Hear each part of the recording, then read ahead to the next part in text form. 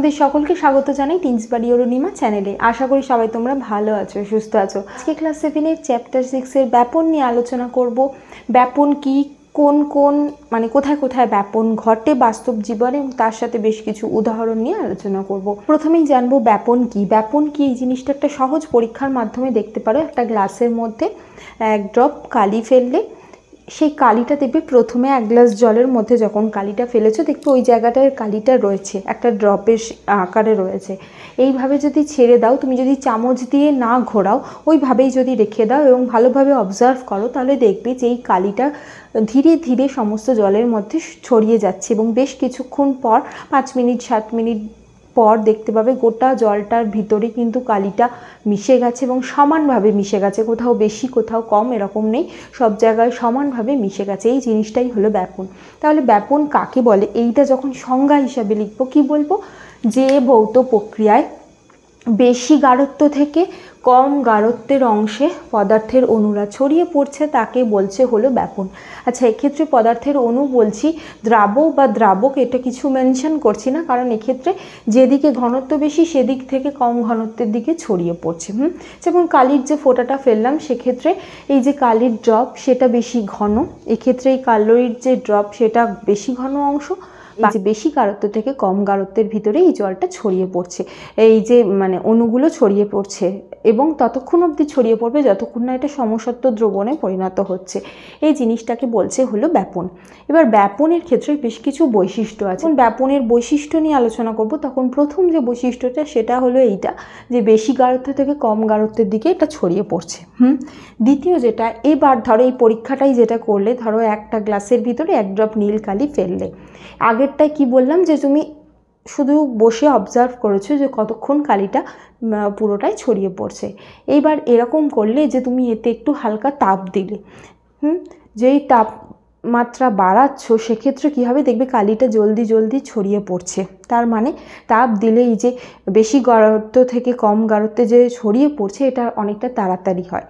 এর কারণ কি? এর প্রধান কারণ হলো যখনই তুমি কোনো কিছুতে তাপ দিচ্ছ, সেই জিনিসটা, সেটা গ্যাস হতে পারে, তরল হতে পারে, সেই জিনিসটার ভিতরে যে অণু রয়েছে সেই অণুগুলোর চলাচল অনেক তাড়াতাড়ি হয়।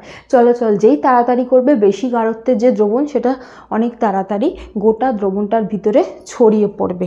তৃতীয় যে বৈশিষ্ট্য সেটা হলো একই উষ্ণতায় একটা হালকা অণুর ব্যাপন অনেক তাড়াতাড়ি ঘটে ভারী অণুর থেকে। এবার হালকা অণু ভারী অণু কি, কঠিন পদার্থের অণু অনেক বেশি ভারী, তার থেকে তরল পদার্থের অণু হালকা, তার চেয়েও হালকা হলো গ্যাসের অণু। সেই জন্য দেখবে তুমি ধরো ঠাকুর পুজো করছো বা কোনো প্রেয়ারে আছো, ধূপ জ্বালালে, ধূপকাঠি জ্বালালে খুব সহজে সেই গন্ধ ঘরে ছড়িয়ে পড়ে। সেক্ষেত্রে কিন্তু 5 মিনিট 7 মিনিট সময় লাগে না, কিছু সেকেন্ডের মধ্যে ছড়িয়ে পড়ে। আবার ধরো এই যে এক গ্লাস জলের ভিতরে কালি ফেলছো, সেটা ছড়িয়ে পড়তে 5 মিনিট সময় লাগছে। তার মানে এখান থেকে কি বুঝছি, গ্যাসের অণুদের মুভমেন্ট বা চলাচল অনেক তাড়াতাড়ি। সেই কারণে কি হচ্ছে যে এই গ্যাসের অণুর ক্ষেত্রে অণুগুলো অনেক তাড়াতাড়ি চলাচল করার জন্য গ্যাসের ভিতরে ব্যাপন অনেক তাড়াতাড়ি ঘটে। এবার এই যে এক্সাম্পলটা একটা দিলাম, যে ঘরের কোণে তুমি ধরো ধূপ জ্বালাচ্ছ বা পূজাস্থলে তুমি ধূপ জ্বালাচ্ছ, সেই গন্ধটা সমস্ত জায়গায় ছড়িয়ে পড়ছে। এক্ষেত্রে ধূপকাঠি যে জ্বালাচ্ছ সেখান থেকে যে সুগন্ধি বার হচ্ছে বা সেখান থেকে যে গ্যাস বার হচ্ছে সেটা সুগন্ধি রয়েছে এবং সেইটার কনসেন্ট্রেশন বা গাঢ়ত্ব অনেকটা বেশি আশেপাশের বায়ুর থেকে। তার ফলে বেশি গাঢ়ত্ব থেকে কম গাঢ়ত্বের অণুতে ব্যাপন প্রক্রিয়া ঘটছে। এই যে ব্যাপন, এটা হলো গ্যাসে ব্যাপন। আবার এই যে জলের ভিতরে যে কালি ফেলছো, এটা হলো তরলে ব্যাপন।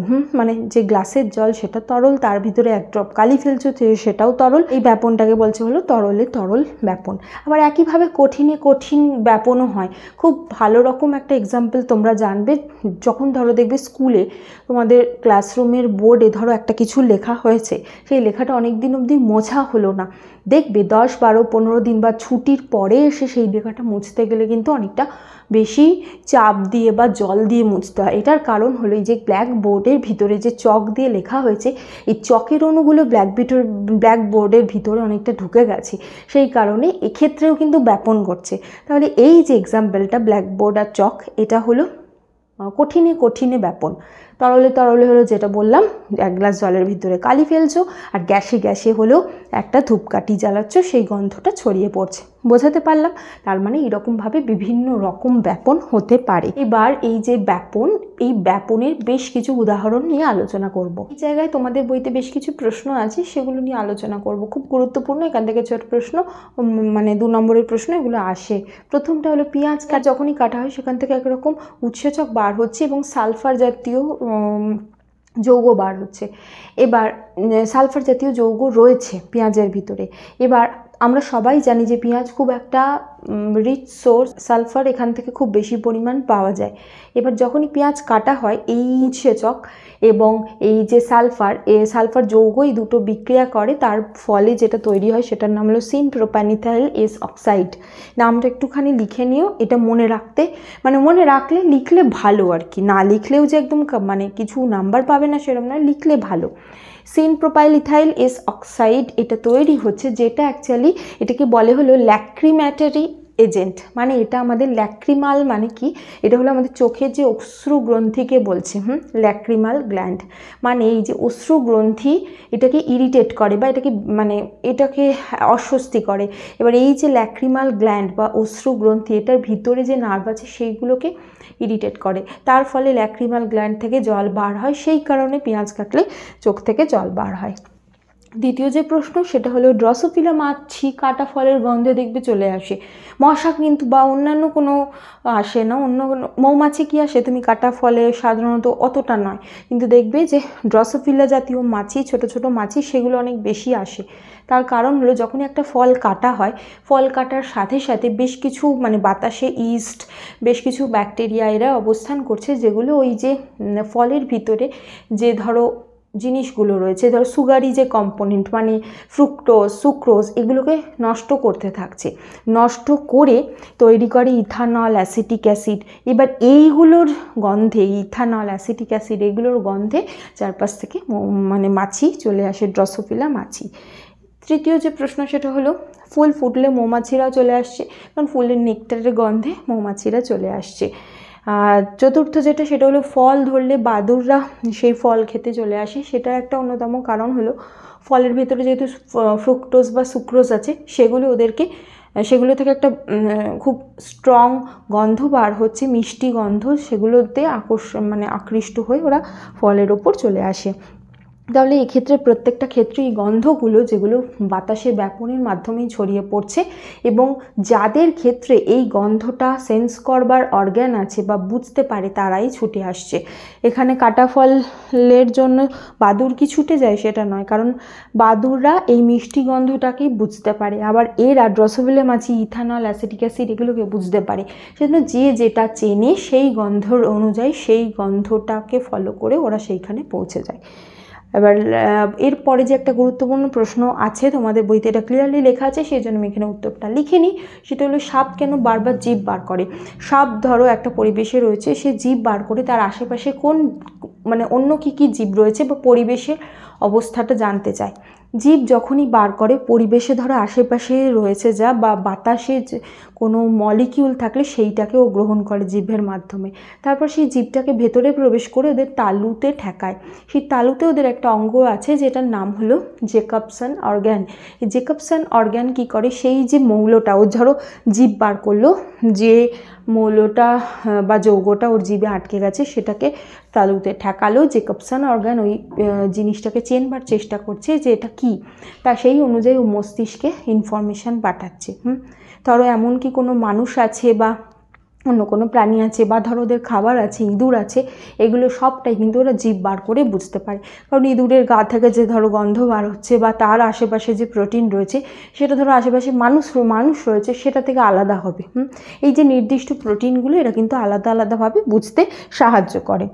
আর লাস্ট যেটা তোমাদের বইতে রয়েছে সেটা হলো ফেরোমন।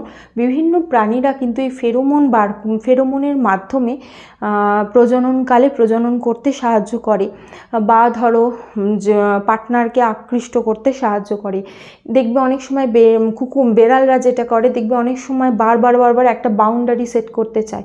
এরা কিন্তু কি করে, যখন এরা মূত্র ত্যাগ করে সেই মূত্রের মাধ্যমে একরকম পদার্থ বার করে দেয়, যেটা ওই জায়গাটা একটা বাউন্ডারি হিসাবে কাজ করছে, যেটা হয়তো আমরা বুঝতে পারি না, কিন্তু ওই জায়গায় অন্যান্য বেড়াল এলে সেই গন্ধটা পেলে, সেই গন্ধটা দেখে বুঝে যাবে যে এই জায়গাটা অন্য কোনো বেড়ালের অধীন। এইভাবে ওরা বাউন্ডারি সেট করে। একইভাবে বাঘেরাও তাই করে। এবার এই জায়গায় তোমাদের বইতে বেশ কিছু প্রশ্ন আছে। সেটা হলো, ধরো অজ্ঞান করার সময় মানুষকে কেন গ্যাস জাতীয় জিনিস দিয়ে অজ্ঞান করা হয়? গ্যাসের অণুরা অনেক তাড়াতাড়ি মুভ করে, সেই জন্য গ্যাস যখনই দেওয়া হয় সেক্ষেত্রে সেটা আমাদের ফুসফুসে গিয়ে খুব তাড়াতাড়ি গিয়ে রক্তে চলে যায় এবং সেটা কাজ করে, মানে মানুষটাকে অজ্ঞান করে দেয়। সেই কারণে অজ্ঞান করার জিনিস হিসাবে গ্যাসকে ব্যবহার করা হতো। এখন যদিও বা অন্যান্য জিনিস আছে, কিন্তু গ্যাস বা ক্লোরোফর্ম আগে এগুলো ব্যবহার করা হতো। আরও একরকম প্রশ্ন তোমাদের বইতে এই জায়গায় রয়েছে যে ব্যাপন কিভাবে রোগ ছড়িয়ে পড়াতেও কিন্তু ছড়িয়ে পড়তে সাহায্য করছে। এটা কিন্তু ভালো জিনিস নয়, কিন্তু সেটাও হচ্ছে। ধরো এমন দুজন মানুষ আছেন যারা দুজনেই অসুস্থ, দুজনেরই যক্ষ্মা আছে। একজনের ধরো ফুসফুসে যক্ষ্মা আছে আর একজনের ধরো হাড়ে যক্ষ্মা আছে। হাড়ের যক্ষ্মা কিন্তু খুব সহজে সেখান থেকে বার হয় না, কারণ হাড়ের ভিতরে আছে। কিন্তু ফুসফুসে যক্ষ্মা মানে তার কাশি বা নিঃশ্বাস প্রশ্বাসের মাধ্যমে সেই জীবাণু বার হয়ে আসছে এবং সেটা সহজে বাতাসের মধ্যে দিয়ে অন্য প্রাণীর দেহে ছড়িয়ে পড়ে। সংক্রমণ হওয়ার চান্স সেই ব্যক্তির থেকে অনেক বেশি থাকে।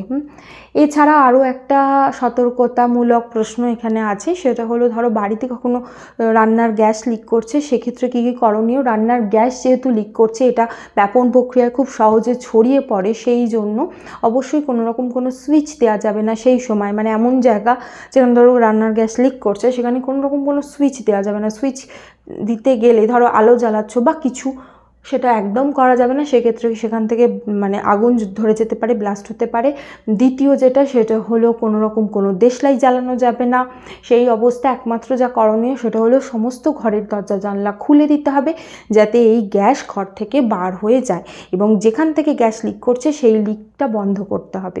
এই জায়গায় আরও একটা প্রশ্ন আছে। সেটা হলো, অনেক সময় দেখবে যে সেপটিক ট্যাঙ্ক ক্লিন করার জন্য বা বিভিন্ন মানুষকে এই জাতীয় কাজ করার জন্য সেপটিক ট্যাঙ্কের মধ্যে নেমে ক্লিন করতে হয়, বা ধরো এমন কোনো জিনিস যেখানে ওরকমভাবে কোনো কিছু এরকম ক্লিনিংয়ের বিষয় থাকলে সেক্ষেত্রে কি হয়, সেই সমস্ত জায়গা কিন্তু খুব রিস্কি, কারণ সেই সমস্ত জায়গায় প্রচুর পরিমাণ H2S গ্যাস থাকতে পারে।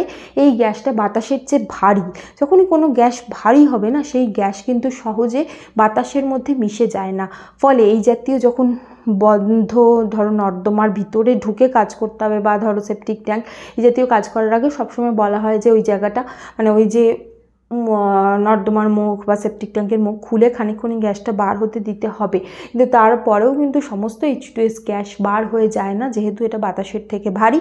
সেই কারণে এটা ওই ট্যাঙ্কের ভিতরে কিছুটা পরিমাণ অবশ্যই থেকে যায়। সেই জন্য যথাযথ পরিমাণে প্রিকশন নিয়ে যেতে হবে। বেশিক্ষণ ওর ভেতরে থাকা যাবে না, ফ্রিকোয়েন্টলি বাইরে আসতে হবে। এই জিনিসগুলো প্রিকশন নিয়ে তবেই কাজ করতে হবে, কারণ H2S গ্যাস অন্যান্য গ্যাসের থেকে অনেকটা ভারী হওয়ার কারণে। ঠিক আছে, তাহলে এগুলো সমস্ত কিন্তু যা ঘটছে, যা ঘটনা বললাম, সমস্ত কিছুর কারণ রয়েছে কিন্তু ব্যাপন। এই ব্যাপন প্রক্রিয়াতে এই গ্যাস যেগুলো বাতাসে ছড়িয়ে পড়ছে, শুধুমাত্র গ্যাস নয়, তার সাথে এই যে মলিকিউলগুলো বললাম, এই মলিকিউলগুলো কিন্তু বাতাসে ছড়িয়ে পড়ছে। এগুলো গ্যাস রূপেই অবস্থান করে এবং গ্যাস রূপে ছড়িয়ে পড়ছে। সেই জন্য যে প্রাণীর যে রিসেপ্টার আছে, এই জিনিসটাকে আমরা রিসেপ্টার বলি। রিসেপ্টার হলো গ্রহণ করার ক্ষমতা। কি এইরকম কাটা ফলে এই গন্ধগুলো এতটা পাবে, যেরকমভাবে তোমার এই ড্রসোফিলা মাছি পায়, সেটা আমরা পাবো না। সেই কারণে প্রত্যেকটা প্রাণীর দেহে নির্দিষ্ট রিসেপ্টার আছে, এবং সেই রিসেপ্টারগুলো নির্দিষ্ট প্রোটিনকে, এই যে গন্ধের জন্য দায়ী যে প্রোটিন, এগুলোকে চিনতে পারে, এবং তার ফলে ওরা এইরকম ব্যবহার করে প্রত্যেকটার ক্ষেত্রে। তাহলে এই সমস্ত ক্ষেত্রে কিন্তু ব্যাপন একটা উল্লেখযোগ্য ভূমিকা পালন করছে। এই জায়গা থেকে কিন্তু প্রচণ্ড প্রশ্ন আসে, খুব ভালো করে পড়ে রেখো। কোনো প্রশ্ন থাকলে জিজ্ঞাসা করতে পারো। তোমরা এই ভিডিওটাকে লাইক করো, শেয়ার করতে একদম ভুলো না, আর অবশ্যই সাবস্ক্রাইব করো এবং বেল বাটনটাও ক্লিক করে দিও। Thank you.